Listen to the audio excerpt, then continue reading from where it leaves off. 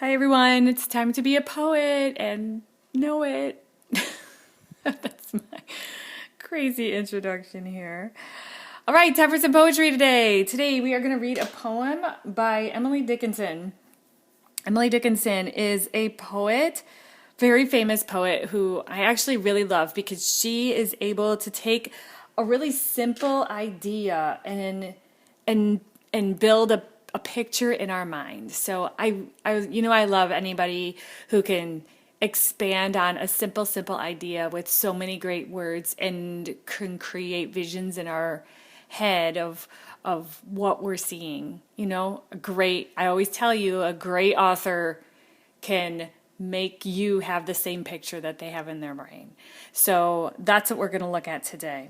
All right. This poem here is called A Bird Came Down the Walk. So the first thing I notice before I even see this is I have some stanzas. Remember, our stanza is like a paragraph almost in a chapter book. So a stanza separates ideas in poetry. In this case, we have a stanza 1, 2, 3, 4, and 5. So 5 stanzas we have in front of us here. Before I even read it, I can see that these stanzas are what we call quatrains. Quatrains. You remember? So this part here, this prefix part means 4. So a quatrain is a 4 lines in a stanza. So we have 5 stanzas, each is a quatrain. Okay? Time to read my poem. So listen carefully as I read through it, and then we're going to go through and talk a little bit about the images that we see inside this poem. Let me grab a different color here. A bird came down the walk. He did not know I saw. He bit an angleworm in half and ate the fellow raw. Wow. Can you see that in your brain right now? Can you see it?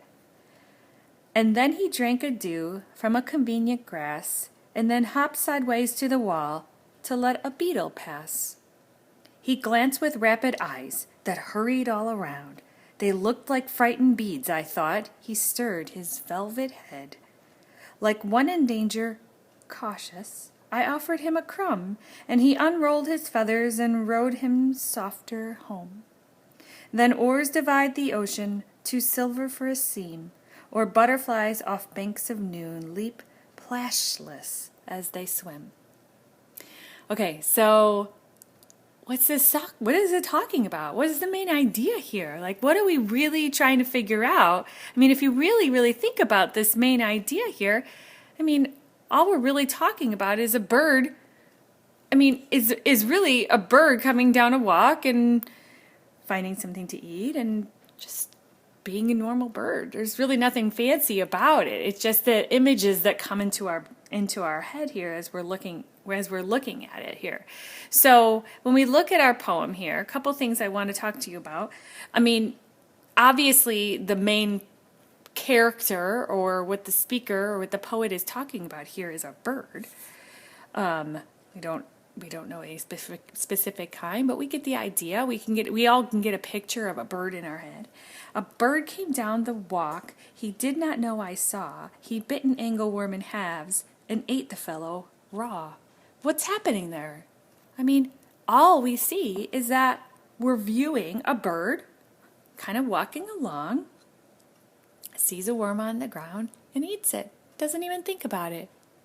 I think it's interesting that he says, he did not know I saw. He did not know I saw. So, our poet here is just outside observing nature and taking in the peace and notices this little detail of this bird. And the bird just kind of goes on like nothing else. This is sort of it. He drank a dew from a convenient grass. The dew, that moist part, right in the morning time we can find that dew like in the springtime. And then he hopped sideways to the wall to let a beetle pass. Do you ever see that? Can you ever see like a cartoon, a little bird sort of hopping along sideways? And it's I can definitely see this as I'm reading this poem. He glanced with rapid eyes. What do you think that means? Can you all do it right now? Rapid eyes. Kind of like, uh-oh, I feel someone looking at me, and you sort of just really quickly look around and see if someone's there. You know, I feel like right now he notices that he's being watched. So he glanced at rapid eyes that hurried all around. So his eyes are going crazy right now. They looked like frightened beads. What's a frightened bead? I think we're referring to these eyes. He stirred his velvet head. So this is sort of that shaking, that shaking of his head. So here he's noticing that someone is watching, and he's sort of feeling it. Do you ever feel, you know that when you sort of see that? Well, the bird feels it too. Like one in danger, he's cautious. So why is he cautious now? Here, it's really light. Life was no big deal, right? I'm walking along. I eat my worm. Kind of move away so the beetle could pass. It's about not my way. Now all the way down here, now I'm being cautious. And then here, I offered him a crumb, and he unrolled his feathers and rode him softer home. So here, I think it's kind of funny that our poet, I'm assuming here it's Emily, she sits down, she's observing nature, she sees the bird, he's on his own, and all of a sudden he sees that she's watching. She passes him a little crumb, and the bird sort of is really sketchy, and unrolls his feathers, rows him softer home. What does that mean? Rows, that means he's going somewhere. Softer home, I feel like he's sort of walking away kind of quietly, and kind of sneaks away quietly so that he's not in danger or anything like that. So a few things about this poem that I want to mention. There's a little bit of rhyming to this poem. So I want you to kind of look at that. In a quatrain, sometimes we see some rhyming. Like when here, hold on, let me number these lines. So when we number our lines here, because you'll see in the ReadWorks, it will ask you about specific numbers. So I think it's a good idea right now, if you were to take yours, if you printed it out, if you were able to print it out, then you should then you could do the same thing. If you weren't, then just kind of watch along here. I'm going to go ahead and number these lines, because in a poem, we don't have sentences. We have stanzas, and we simply call them lines. So in ReadWorks, when you answer your questions in ReadWorks, it might ask you to name the lines. So it might say, where did the bird notice that he was being watched? And so you're actually going to name the lines, the numbers. So that's why I like, when I read a poem, I actually like to number it. Sometimes it's numbered for you. So that's a really important thing too.